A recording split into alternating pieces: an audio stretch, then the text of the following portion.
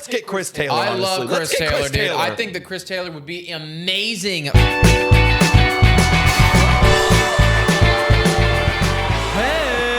Hello, everybody, and welcome to Blue Jays Today, where we always have something to say about the Toronto Blue Jays. I'm your host, Nicholas Blaylock. And I'm your host, Adam Peddle. And today, guys, we might be missing an infielder next year. Oh no! Who are we going to get instead of Marcus Semien? We're going to break it down for you. Yeah. Before we get into it, guys, make sure to drop a like, comment, subscribe, hit that post notification bell button to stay up to date with everything Blue Jays and everything off-season baseball. All right, so obviously, like I just said, Marcus Semien might be leaving. That middle infield, that pairing with Bo, there's going to be a vacant hole there. So what are some guys, Nick, right off the bat, that we could probably bring in to fill up that hole? Well, we've heard a lot about the Seager and the Corey Seager. Now, that guy's probably going to a bigger market team like the Yankees, maybe. I'm not sure. Maybe the Dodgers get him back. We don't really know quite yet. But he does have a brother, Kyle Seager, and Kyle Seager is one of those dudes who's probably going to fly pretty under the radar, and we could slot him in decently nicely for pretty cheap in that like second base, third base role, I think. Yeah, probably the third base role most likely, because there is a little bit of a hole there with Santiago Espinal, and I mean he's a nice veteran guy. He's going to be nice and cheapo. Yeah. His market value right now is apparently like $18.9 million. Really? But I know, right? But But it's surprisingly high. It's really high. I think it's more of like the name kind of value. Right. It's because, like, whoa, wait, is that Corey or Kyle? Kyle. It's Kyle. Damn it. It's Kyle. Yeah. Granted, Kyle had a nice career, but the last 3 years, man, it's just been kind of blah. Yeah, it's been a little blah, like a 756 OPS over the last 3 years, which I mean is still pretty good. It's still pretty good. Like we said, blah. Maybe that was a bit of an overreaction. Yeah, it was harsh. Sorry, you know Kyle. what? Like that's slightly above average. So the bat is okay. The batting average not so good, 226. So it's more of a pop sort of get on base type of guy. Yeah. But again, we're not really paying for a bat right now. We're paying for a veteran presence, somebody who can get locked down on a few years, who can slot in, who can play baseball, just so we can fill that spot up, and we have like a band-aid solution over that area at third base before Jordan Groshans comes up. Absolutely. I mean, Marcus Semien is supposed to be, well, he's probably the best Band-Aid you could ever. He's like Gauze wrap. Yeah. He was the best. That's full-on first aid we're getting into right there. Yeah, guy. absolutely. And now, actually, speaking of which, over in that second base shortstop role, we have Andrelton Simmons coming up next. I like Andrelton Simmons a decent amount, man. I do. Now, again, we are sacrificing some bats. We are definitely Andrelton sacrificing Simmons, the bats. man. Yeah, because his OPS is only like 626. Like it's not popping good. off the page. No. But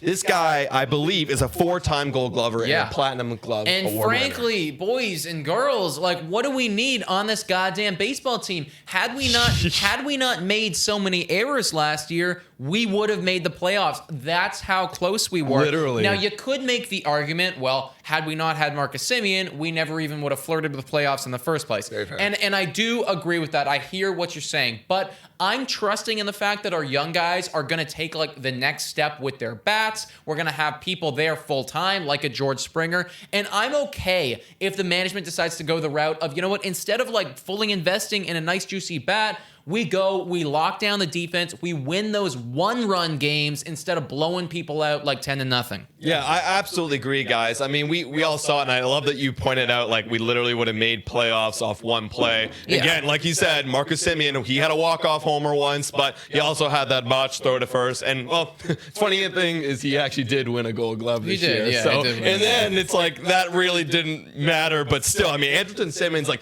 this guy's a 4-time Gold Glove winner. Would love to get him. Teach Bo maybe a couple lessons or two. Yeah.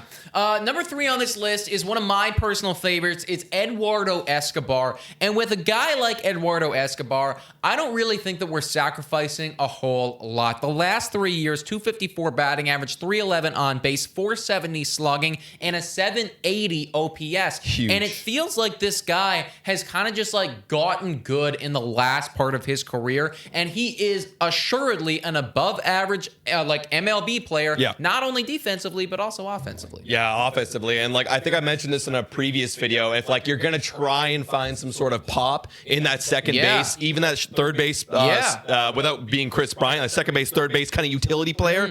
Yeah, Eduardo Escobar, because he's hit 40 homers in the last 3 seasons, and granted, one of those seasons was like 30 plus. Yes, yeah, So I remember that season actually, dude. And I feel like Escobar's the type of guy where, yes, it's still a downgrade from Semien. Yes. But it's not so much so that, like, I'm going to be really butthurt about it. Andrelton Simmons, yeah, we're going to notice that downgrade. That is specifically for defense. Kyle Seager, we're probably going to notice that downgrade. Eduardo Escobar, he's got the potential to have an 800 OPS sort of season, which is, like, really good. Dude, he could actually bat in the second spot. Like, he could slot, because he bats obviously on Arizona Diamondbacks at crap hole of a line. But he's still bad in that top half, so I could easily see him slotting in there to start the year. Yeah, and very reliable. Last on this list, folks, and definitely a fan favorite, we're talking about Chris Taylor.